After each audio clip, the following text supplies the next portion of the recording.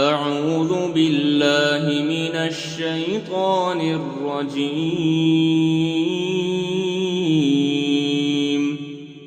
بسم الله الرحمن الرحيم.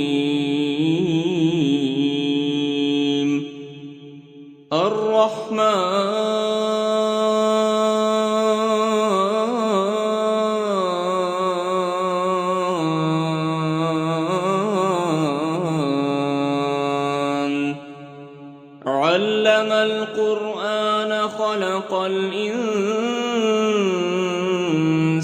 علمه البيان. الشمس والقمر بحسبان والنجم والشجر يسجدان والسماء رفعها ووضع الميزان ألا تطغوا في الميزان وأقيموا الوزن بالقسط ولا تخسروا الميزان. والأرض وضعها للأنام فيها فاكهة والنخل ذات الأكمام والحب ذو العصف والريحان. فبأي آلاء ربكما تكذبان؟ خلق الإنسان من صلصال كالفخار وخلق الجان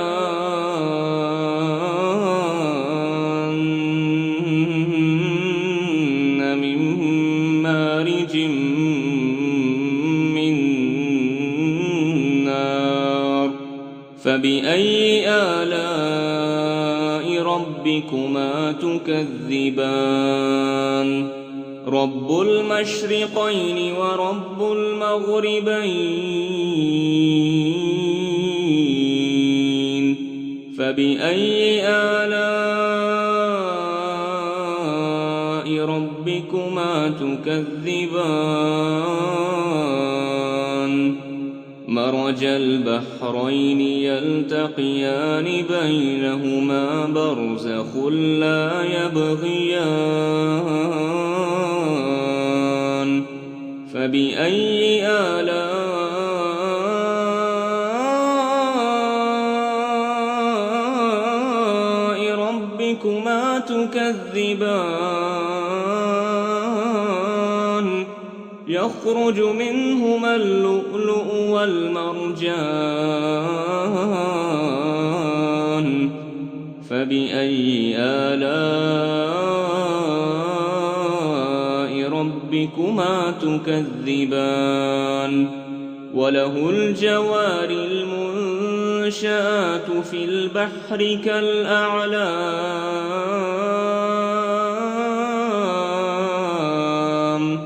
فبأي آلاء ربكما تكذبان؟ كل من عليها فان ويبقى وجه ربك ذو الجلال والإكرام.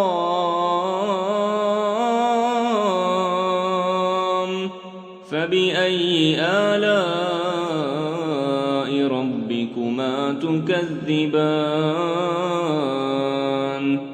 يسأله من في السماوات والأرض كل يوم هو في شأن. فبأي آلاء ربكما تكذبان؟ سنفرغ لكم أيها الثقلان فبأي آلاء ربكما تكذبان يا معشر الجن والإنس إن استطعتم أن تنفذوا من أقطار السماوات والأرض فانفذوا لا تنفذون إلا بسلطان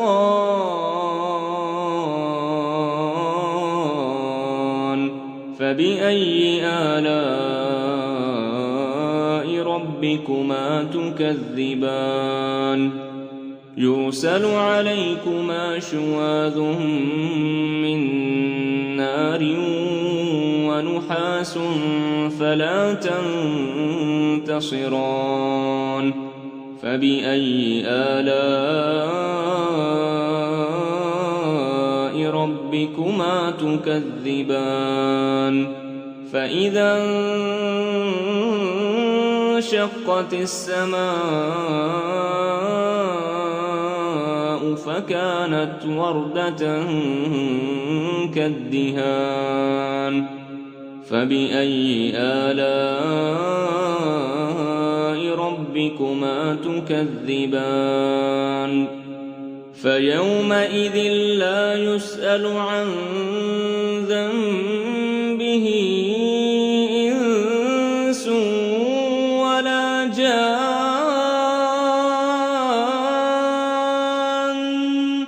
فبأي آلاء ربكما تكذبان يعرف المجرمون بسيماهم فيؤخذ بالنواصي والأقدام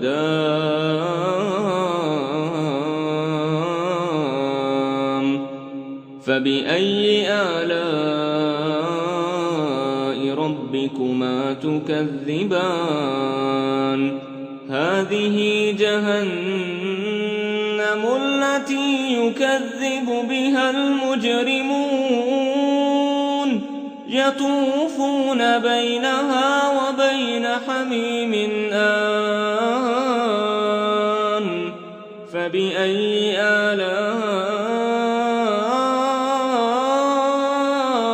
ربكما تكذبان ولمن خاف مقام ربه جنتان فبأي آلاء ربكما تكذبان ذواتا أفنان فبأي آلاء ربكما تكذبان فيهما عينان تجريان فبأي آلاء ربكما تكذبان فيهما من كل فاكهة زوجان فبأي آلاء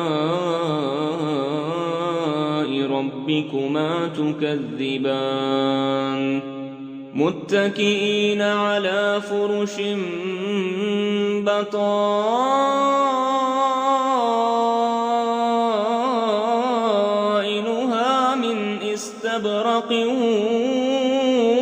وجنى الجنتين دان فبأي آلاء ربكما تكذبان فيهن قاصرات الطرف لم يطمثهن إنس قبلهم ولا جان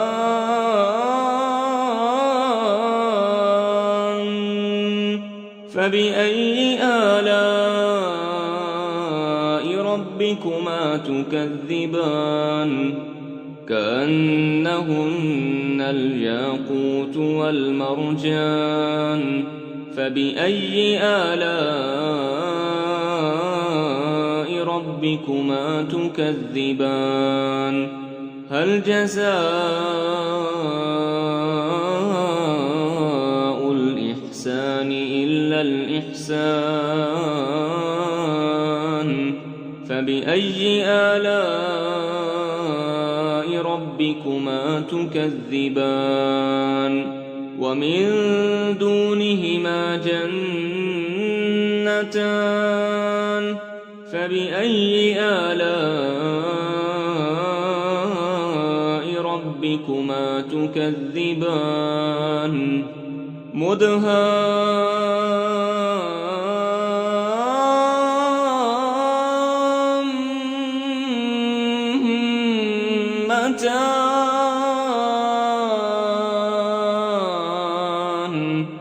فبأي آلاء ربكما تكذبان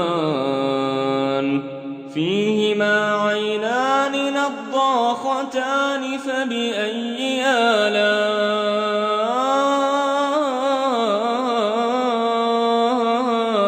ربكما تكذبان فيهما فاكهة ونخل ورمان فبأي آلاء ربكما تكذبان فيهن خيرات حسان فبأي آلاء ربكما تكذبان حور مقصورات في الخيام فبأي آلاء ربكما تكذبان لم يطمثهن إنس قبلهم ولا جان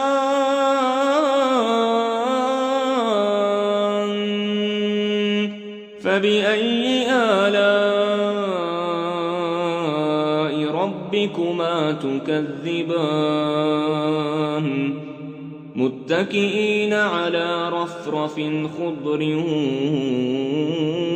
وعبقري حسان فبأي آلاء ربكما تكذبان تبارك اسم ربك ذي الجلال والإكرام